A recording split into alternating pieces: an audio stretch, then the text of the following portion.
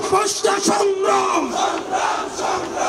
এদেশে কামারের ছেলে প্রধানমন্ত্রী হবে, কুমারের ছেলে প্রধানমন্ত্রী হবে। এদেশে যোগ্যতার ভিত্তিতে এদেশে নেতৃত্ব উঠে আসবে। এই গণভবনে কে যাবে সেটি নির্ধারিত হবে বাংলাদেশ থেকে, ভারত থেকে সেটি নির্ধারিত হবে না। এই সংসদে কে যাবে সেটি নির্ধারণ করবে বাংলাদেশের খেটে খাওয়া জনতা। আমরা দীর্ঘ ১.৫ দশকের আওয়ামী জাহিলিয়াতের শাসনের পরে আজকে আমরা মুক্ত বাংলাদেশে সেই সংসদ ভবনকে আমরা ফ্যাসিবাদ মুক্ত করেছি।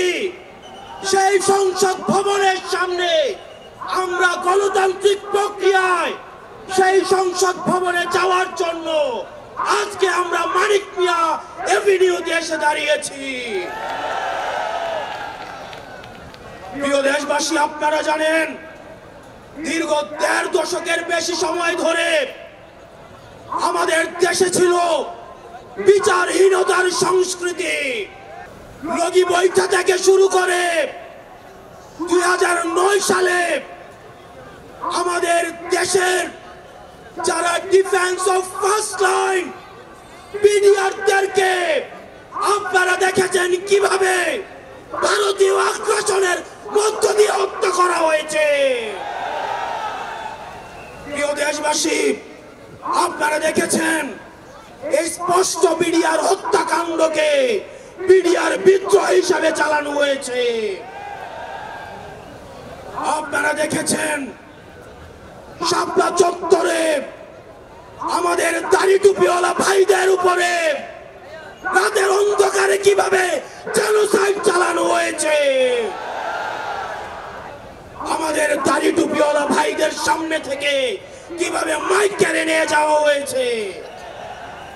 প্রিয় দেশবাসী, আপনারা দেখেছেন বাংলাদেশে কিভাবে রাতের ভোট, কিভাবে দিনের ভোট রাতে চালু করার সংস্কৃতি চালু হয়েছে, দামি ইলেকশন চালু করা হয়েছে। আমরা ৫ই আগস্টে এই আওয়ামী লীগের এই দুঃশাসনের আমরা এই দুঃশাসনের কবর রচনা করেছি। আমরা বলতে চাই এই গণভবনে কে যাবে সেটি নির্ধারিত হবে বাংলাদেশ থেকে, ভারত থেকে সেটি নির্ধারিত হবে না। আমরা স্পষ্ট করে বলতে চাই এই সংসদে কে যাবে সেটি নির্ধারণ করবে বাংলাদেশের খেটে খাওয়া জনতা। এই সংসদের মসনদে কে বসবে সেটি নির্ধারণ করবে এই ভূখণ্ডের মধ্যে যারা রয়েছে সেই ভূখণ্ডের মানুষ। আমরা আপনাদের কাছে কমিটমেন্ট দিতে চাই, এই তরুণ প্রজন্ম আমরা ইনস্টিটিউশন গুলোকে প্রপারলি ফাংশনাল করব। আমরা আপনাদেরকে কমিটমেন্ট দিতে চাই এই বিভাজনের রাজনীতির ঊর্ধ্বে উঠে আমরা একতার রাজনীতি বাংলাদেশে চালু করব। আমরা স্টেট ডেভেলপ করব। আমরা এই ভূখণ্ডের অধিকার আমরা আদায় করতে পারি নাই।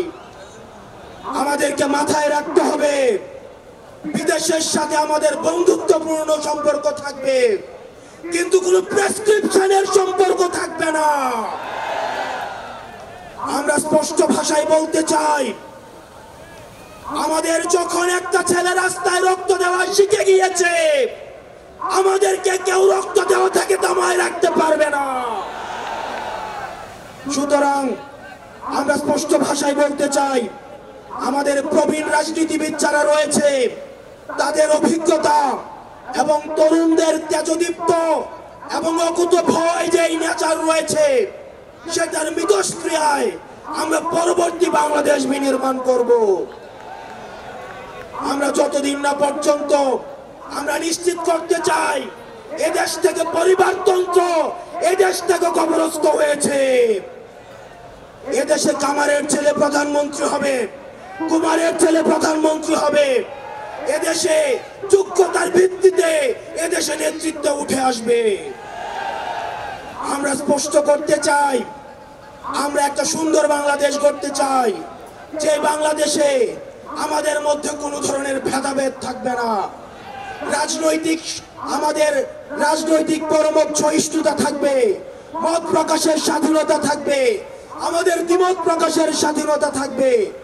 আমরা একটা সমৃদ্ধ বাংলাদেশ গঠন করার জন্য আমরা আপনাদের কাছে কমিটমেন্ট দিচ্ছি, আমরা প্রতিজ্ঞা করছি। এই প্রতিজ্ঞার সাথে কারা কারা একমত রয়েছেন?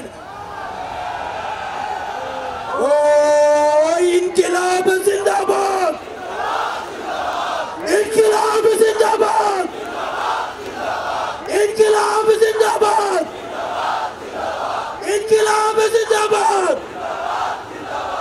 আপনাদের সাথে দেখা হবে আমাদের তরুণদের স্বপ্নের বাংলাদেশে। আসসালামু আলাইকুম ওয়া রাহমাতুল্লাহ।